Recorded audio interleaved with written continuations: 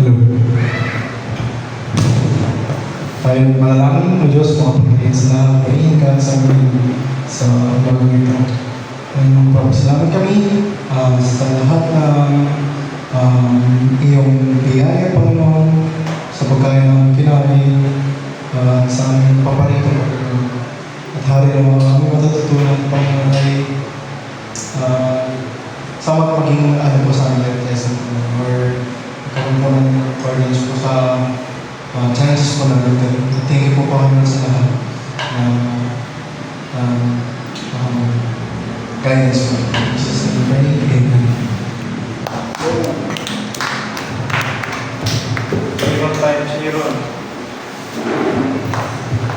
Hello. Hello guys. Hello. And so, good afternoon sa ating lahat. Ready na ba kayo? Let's go. Yan. So, ilan tayo? 1, 2, 3, 4, 5, 6, 7, 8, 9. Ang 10 ako. So, super blessed tayo today kasi tayo lang yung nandito. Kasi tuturo ko guys, exclusive lang to for us. Diba? Palakpakan nyo naman, diba? So yan, Matthew 13. Start na tayo. So ang mga key points ko dito is, number 1 is to understand the parables in Matthew 13. Yung, di ba? Number 2 is apply the learnings on how Jesus taught using the parables. And number 3, malalaman din natin kung bakit gumagamit si Jesus sa mga parables sa pagtuturo. Okay ba yun guys? Okay. Sige, next slide tayo guys. So yan, why did Jesus use or speak or teach in parables ba? May idea?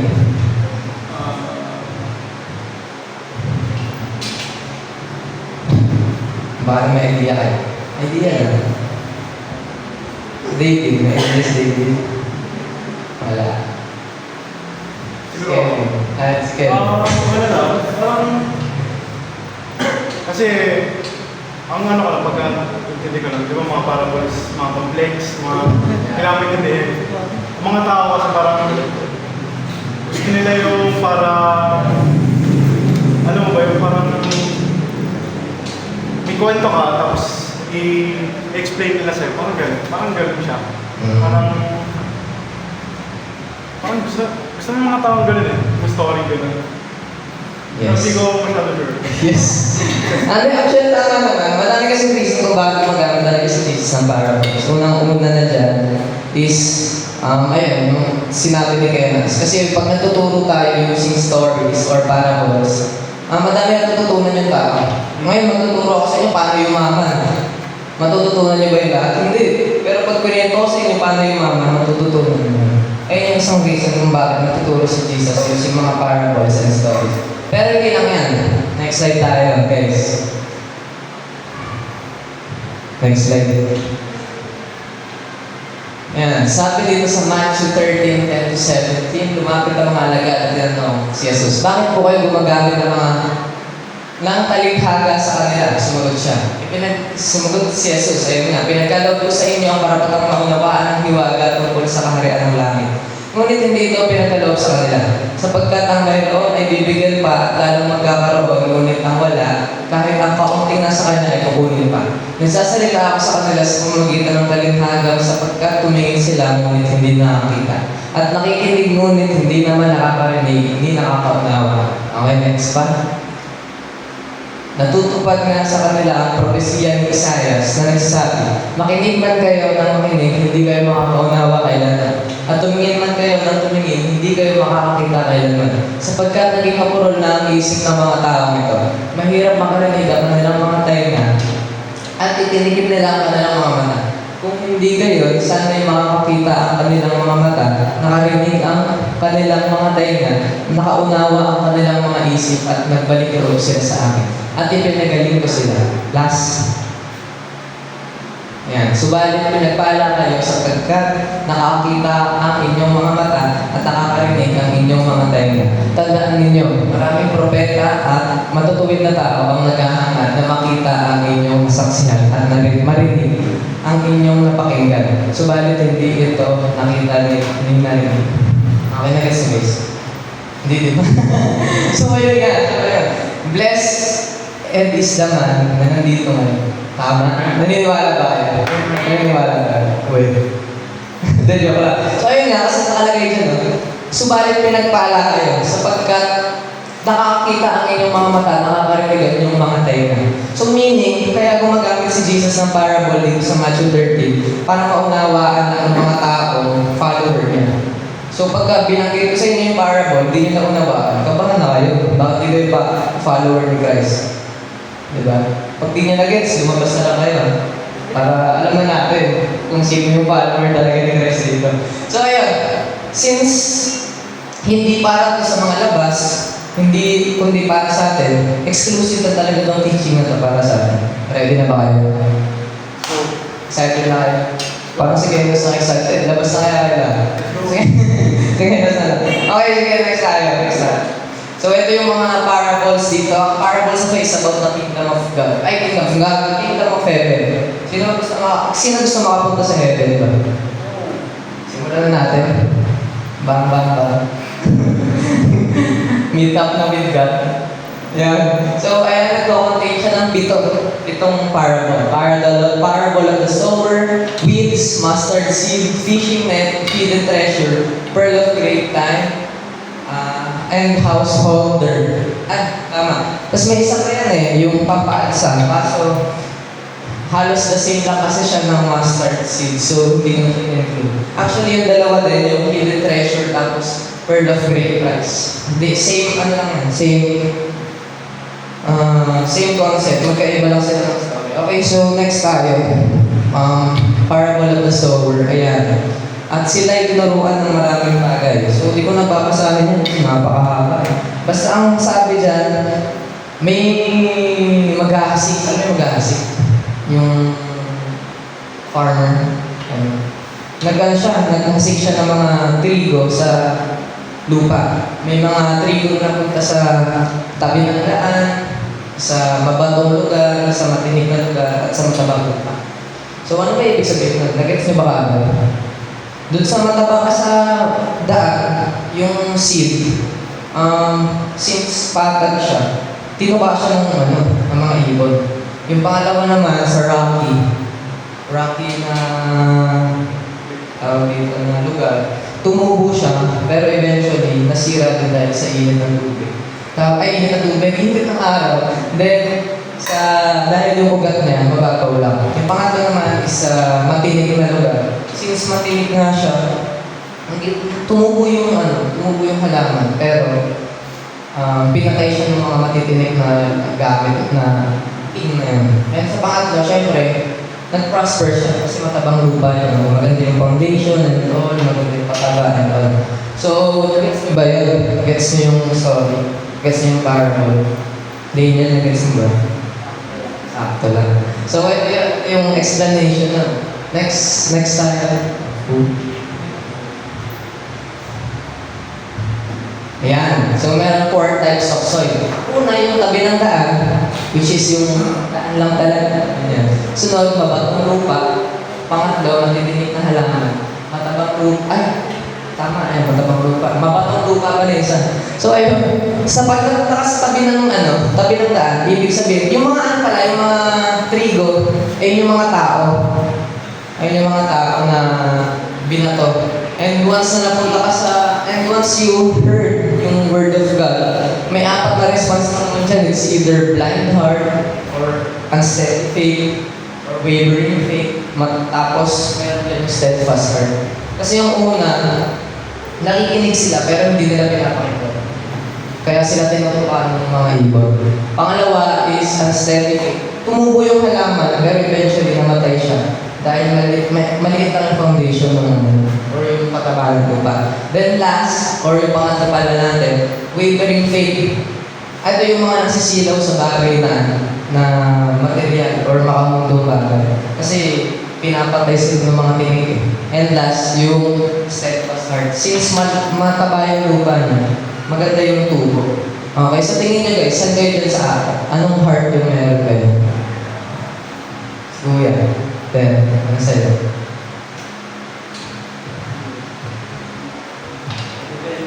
Depende.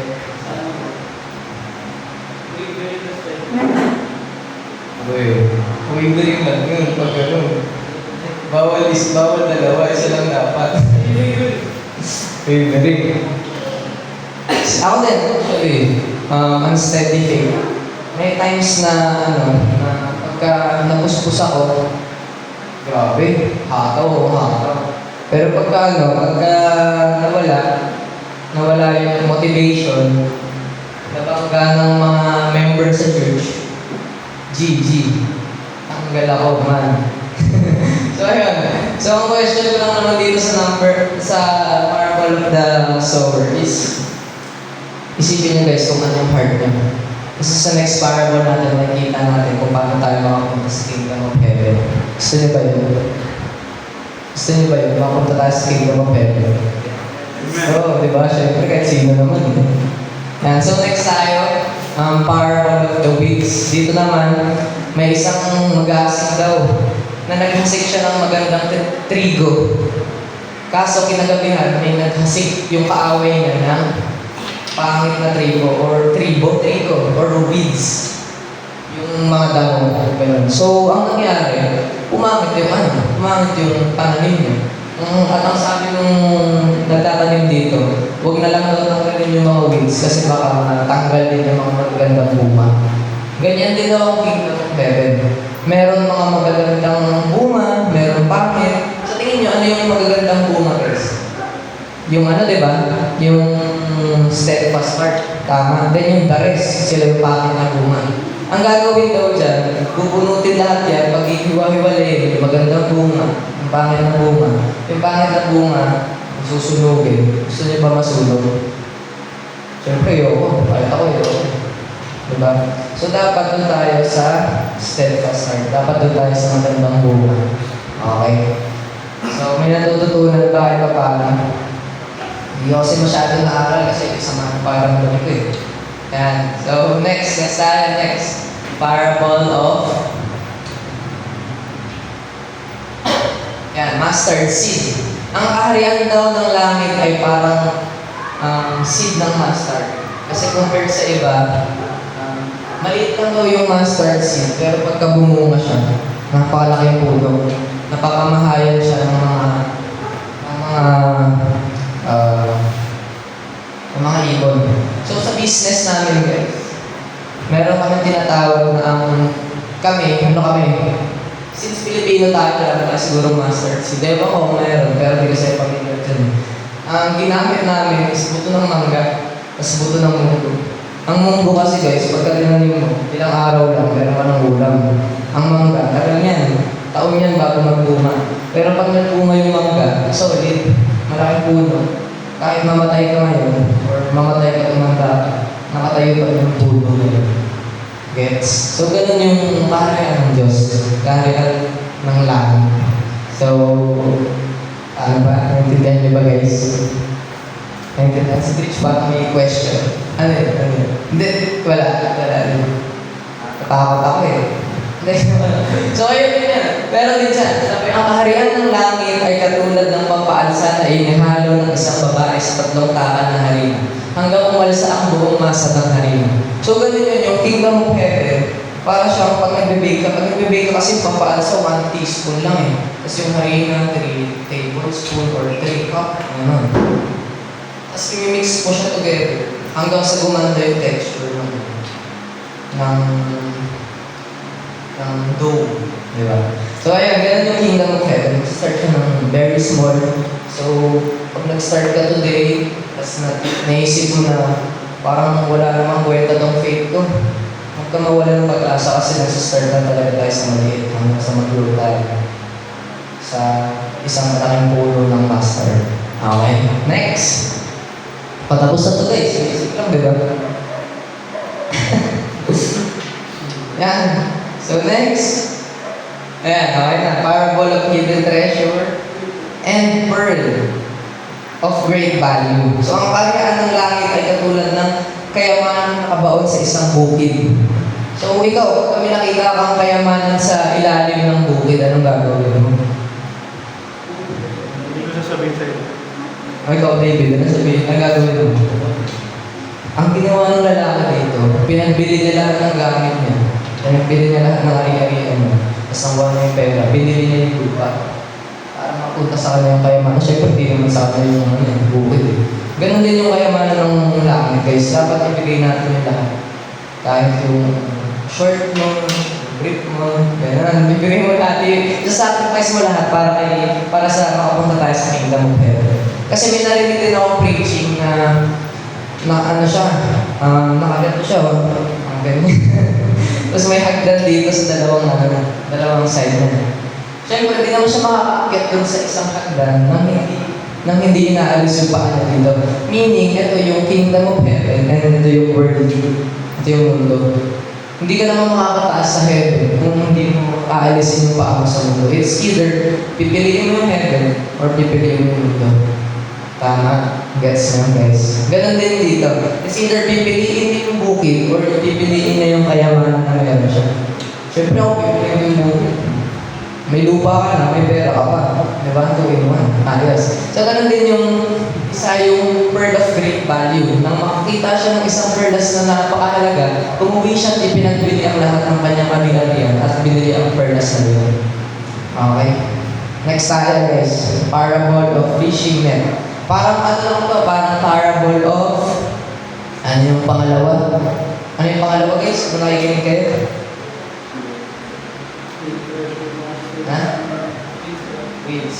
Tama, parable of weeds. Dito, pagka namingwit ka kasi, gamit yung net, ganun. Tapos pagkakuha mo, madami kang isa na makukuha dyan. Then pagka punta nyo sa laot, gagawin nyo, pipiliin nyo yung mga magagandang isda. Diba? Then yung mga yung pangit na isda, itatapon. Ganun din sa kingdom of heaven. Pag pangit ka, then joke lang. I mean, pagka hindi maganda yung uri ng isda, itatapon. Pagka maganda, ay yung kukunin. Okay? So, next tayo, parable of householder.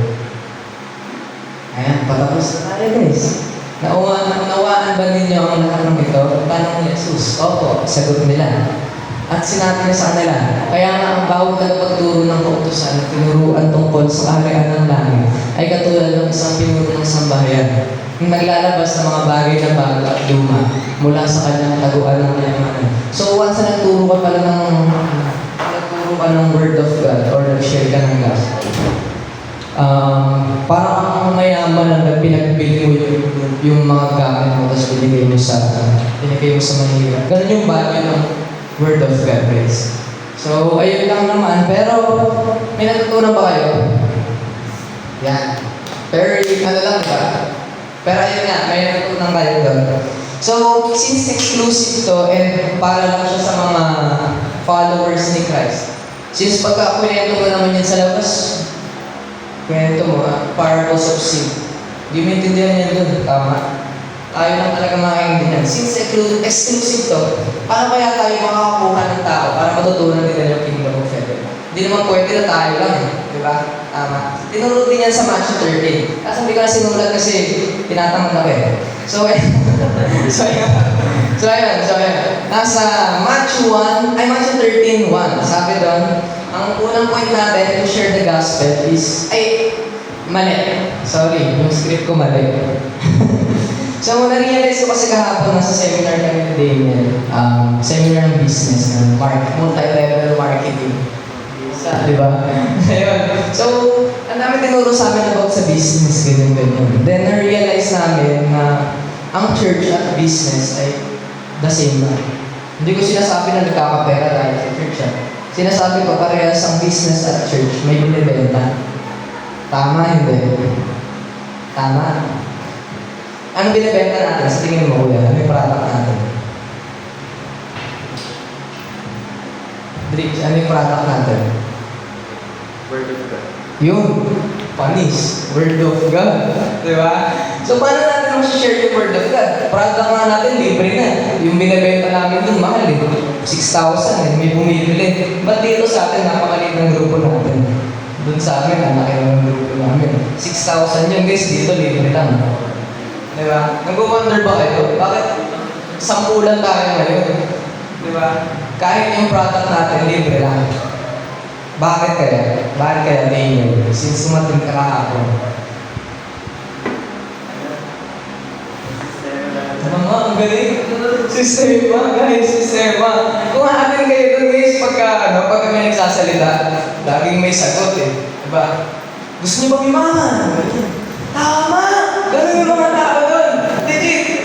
Winelcome si Daniel doon once. Sabi ng host sa kanya, ano po pangalan niya? Daniel po. Lahat ng tao nagsigaw, Hi, Daniel! Ganun, pre. Ang ganda ng sistema nila, kaya sila nakakakuha ng madaming tao. Kahit 6,000 yung product, madami nag-a-avail dahil sa sistema.